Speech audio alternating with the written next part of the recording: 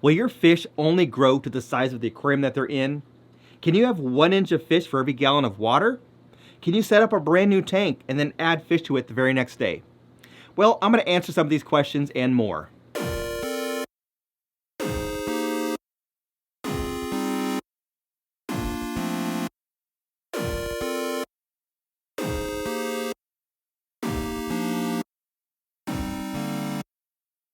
Hey fish friends, how's it going? Hope you're doing well. My name is Zenzo from Tazawa Tanks.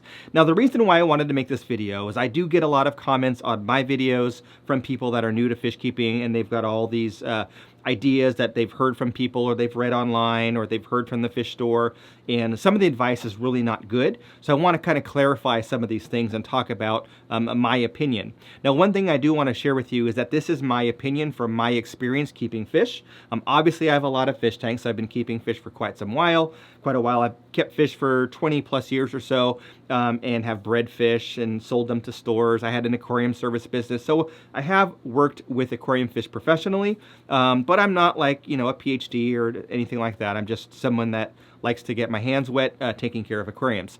So anyway, I do want to share with you that not all advice is good advice. There are some people that might give advice online and you might think they're reputable because they have a large following or whatever it may be, but the advice might be poor. You might go to a store where they sell fish, and you might get advice from them, or you might hear them give advice to somebody else, and it might be really improper advice. So just because someone is working in a pet store, or someone has a platform like YouTube, or writes a blog, or is on a forum, doesn't mean that they are correct. So the first thing I want to talk about is probably the question that floats around all the time, and I've heard it myself from people telling me when I go to a pet store, or hearing them tell other people, employees telling other people, or reading it online, and that's the 1 inch rule. Meaning that the idea is that you could have 1 inch of fish for every gallon of water. So theoretically, you could have 10 1-inch fish in a 10-gallon aquarium. And in some cases that might be true, but in a lot of cases that's bad advice. The reason being is if you go solely on the length of the fish and the size of the aquarium as far as gallons is concerned, it could work or it could be disastrous. As an example, I cannot take one of my 10-inch Oscars and put it in one of my 10-gallon aquariums. The fish is 10 inches long, the aquarium is 20 inches long. It's not going to be able to turn around really at all. It's going to probably break the glass. Biologically, it would be disaster. There'd be waste, and it would just not be a good environment. Could I put a 10-inch fish in 10 gallons of water? I could for a day, like if I'm moving and have to transport it from one location to another location, or if I'm just kind of setting up a situation where I've got to move some fish around, stuff like that. Sure, obviously you could do it at a short term, but long term, as far as a permanent living situation, you cannot just follow that rule when it comes to size. And in some cases, it might work. So you could have, let's say, 10 neon tetras, and maybe they're all about 1 inch long or a little bit less than 1 inch long. You could theoretically have 10 of those in a 10-gallon tank, or 100 of them in a 100-gallon tank, and it might be just fine if you've got proper filtration, water conditions, plants, etc. But in other cases, it might be wrong, even if the fish are small. As an example, I have some fish that are really small. They're about 1/2 inch long, and I have 2 of them in a 5-gallon tank, and that's all I can do because they are aggressive. Now, I could not put 10 of them, 10 half-inch fish in a 5-gallon aquarium. Even though body mass-wise they're super tiny, they could work as far as the size of the fish, but because of the behavior of the fish, I would have a disaster on my hands. I'd probably have 5 or 6 of them get killed by some of the other fish, and they'd be all beat up, and there'd be like 1 or 2 dominant ones. So it would not work that way. So that 1-inch rule is really something that you have to take with a grain of salt, or maybe a cup of salt, not even a grain. It's like a whole handful of salt.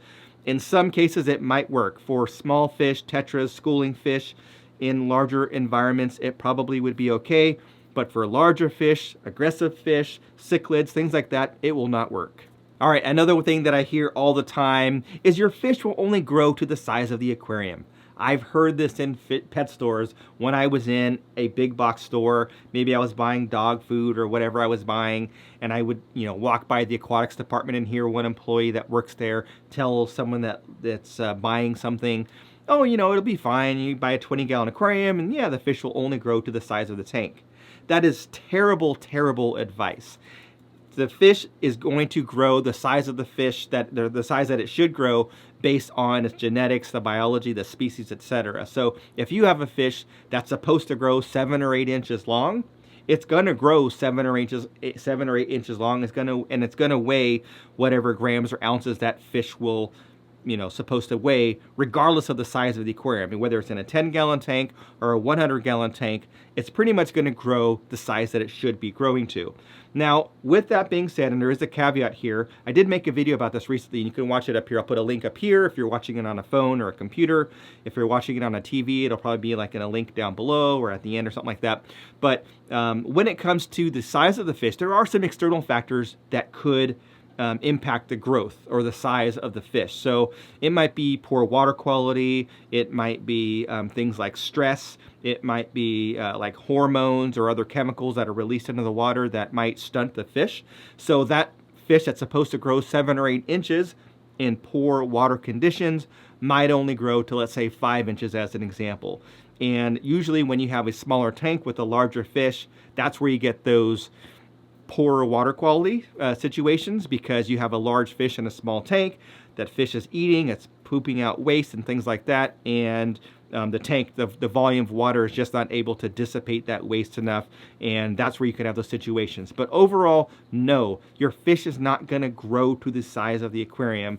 Otherwise, there would be people that take these, beautiful giant fish, put them in small tanks and have like miniatures, right? So if you wanted to have like a silver arowana, that maybe you don't have a 240-gallon aquarium to have a beautiful silver arowana, then you would just say, oh, well, I'm going to buy it as a baby and I'm going to put it in a 40-gallon tank and it's going to stay small.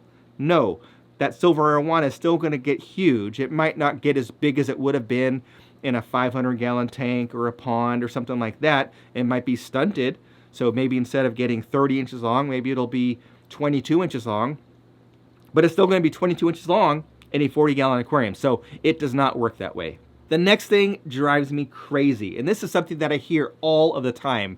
And when I say all the time, I mean all of the time. In fact, almost every time I go into a store that sells other things besides just fish, like dog food and stuff like that, I will hear employees talking to customers, and they will say to them, set your tank up, wait 24 hours, come back in the next day, and you can buy your fish. That is the worst advice that I've ever heard anybody give when it comes to aquarium fish. Now, there are some situations, and probably for about 10% of the people that keep fish, that this would work for. So, and we're not talking about people that really have lots of aquariums and can set something up on a dime because they have a seasoned filter or something in the aquarium that they can put in another tank. I'll touch on that in a second. This is for someone that's new to the hobby or is just setting up a fish tank, doesn't have anything else, and just buys an aquarium kit or gets a brand new aquarium, sets it up, and is told to wait 24 hours, come back the next day and buy the fish.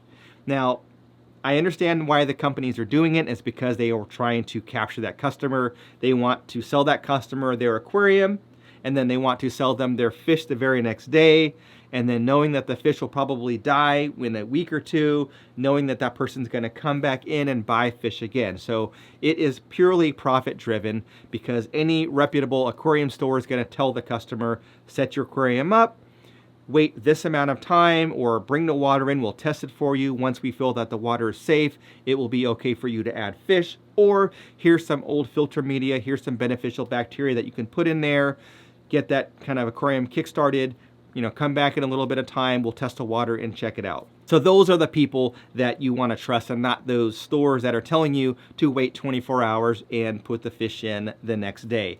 It will most of the time kill the fish, and the reason why is it's usually beginners that this happens to, which means that you don't have things like beneficial bacteria in your tank. You don't have live aquarium plants in your tank to help to reduce the waste in the water. So what happens is, and one of the reasons why I think they say this, besides the whole profit thing, is there used to be a time when most cities and towns, etc., use chlorine in the water. So if you set up an aquarium, set it all up, put tap water in there, run the filter, bubbles, water agitation, whatever it might be, there's a gas exchange, meaning that water is moving around, and at the surface there's a gas exchange, and a lot of that chlorine that's in the water that the cities put in there to treat it for bacteria for human consumption, that chlorine gases off, and so the water becomes less chlorinated, and it's safer for fish, meaning the fish are not going to get burned from the chlorine. Kind of like if you jump into a swimming pool and you swim with your eyes open, your eyes are all red. That's what happens, but it happens to their gills, their breathing membranes, right? So that's one idea. Now, the problem is that a lot of cities have now moved away from chlorine to things like chloramine because it's more stable. And chloramine will gas off, but it takes like a month instead of a day or two. So that gassing off and letting everything settle for one day doesn't work. The other thing that doesn't happen when you're doing that is you don't have time for that tank to go through what's called the nitrogen cycle. And I don't want to get into detail on the nitrogen cycle, but basically when you put fish in an aquarium, your fish eat or they don't eat. Either the uneaten food or the food that they eat passes through, poop, right, turns into waste. That waste turns into ammonia, so you have ammonia in the aquarium. And that ammonia is very toxic to fish. It will kill fish, it can burn them. Then there's a process where there's bacteria that will break down the ammonia, and then you'll have nitrite, which is also very toxic to fish and will kill fish pretty easily. And then there's another breakdown where the bacteria will break down the nitrite, and that turns into nitrate, and that is less toxic to fish, and that's usually when it's safe to add fish into the aquarium.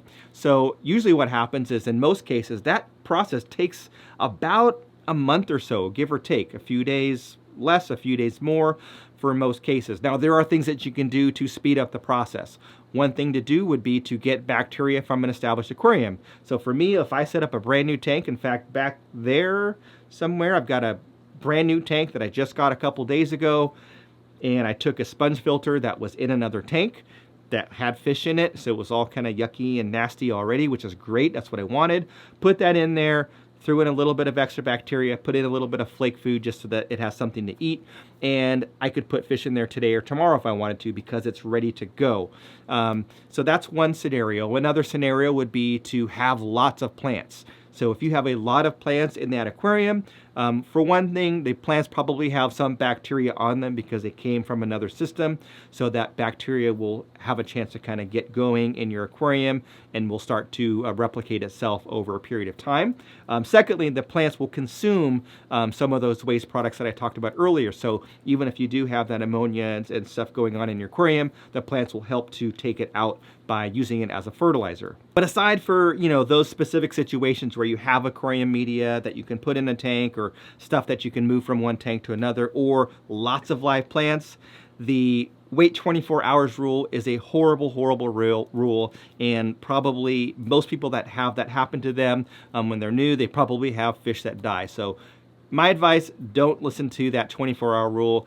Get a test kit, get some test strips, and or you know, talk to someone that is more knowledgeable. Go to a local fish store if you have one to get some advice from them. All right, the last thing I want to talk about, and I know this is kind of becoming kind of a rant video, so whatever, but this thing is not really one specific topic or one thing that I've heard, but more of one person. And when I say one person, it's not like this one specific person. Like, it's not like, oh, it's Nick, and Nick gives terrible advice or something, or Stacy, she's terrible at telling you about aquariums. It's not one specific person, but one type of person. And that's this is the only way to do it guy or gal, right? So there's that, you know, guy or gal out there that says, this is the only way to do it. If you're not doing it this way, you're wrong. And for me, I've been keeping fish a long, long time. I've made a lot of mistakes. I've learned a lot over the years. I continue to learn about aquarium fish all of the time. Every day, every week, every time I'm touching my fish, learning new behaviors, learning new ways of keeping fish, I'm learning. And there is not one way to do things. There are multiple ways to do things to get the same result or a similar result that will work out well for you. It might be something like filtration, right? And someone will say the only way to have an African cichlid tank is to have this kind of filter. And if you do sponge filters, it's not going to work. Or if you do a hang on the back, it's not going to work. You have to have a canister filter, or you have to have a sump filter. It's not true. In fact, I've done all of those and I've had varying results. And my preference is like to use the simplest form of filtration, the least expensive, the most simple, usually air driven. That's just what works well for me. And I haven't seen a benefit of using one type of filter over another as far as water quality. So there isn't just one way. Oftentimes, besides filtration, you'll hear them talk about, like things like water. You should only use RO water. If you're not using RO water, you're doing it wrong. And I don't know, I would say easily 90+% of the people, maybe more than that, 95% of the people that keep aquariums do not use RO water. Even salt water. Now, I know people with the reefers out there are going to disagree with me, but even salt water, there are a lot of people that don't use RO water.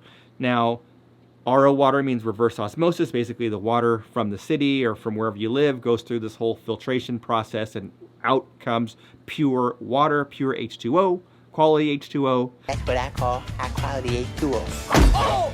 Without any anything in the water. There's no metals, there's no minerals, there's no chemicals, nothing. It's just pure water. Then you have to take that water and add a bunch of things into it to make it, good for the fish. Basically, you can't drink boiled water because it's lacking the minerals. You want to have minerals in there, so you'll have to kind of add those elements back in. But, people say you could only breed discus if you have RO water. But I know people who breed discus and they use tap water. So that whole thing is, I think it's just people that feel like they know best and they want to tell everybody that they know best.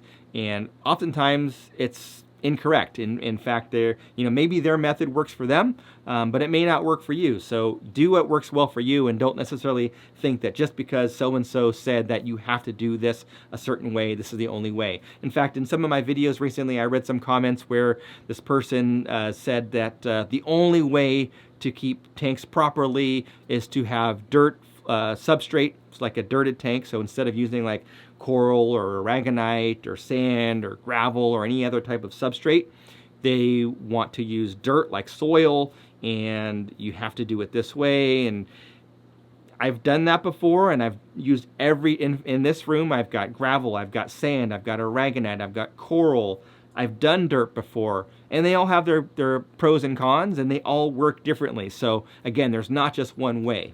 So I know I shared quite a bit of information. I know I was kind of on a bit of a rant and talked quite a bit, but I did want to, get this out and just share my opinion. Hopefully I've helped some of you out there, educate you on keeping fish. And I would also love to read down below in the comments advice that you've received. If you are new to fish, I would love to read down below what people have told you as far as how to set up an aquarium or what you can and can't do.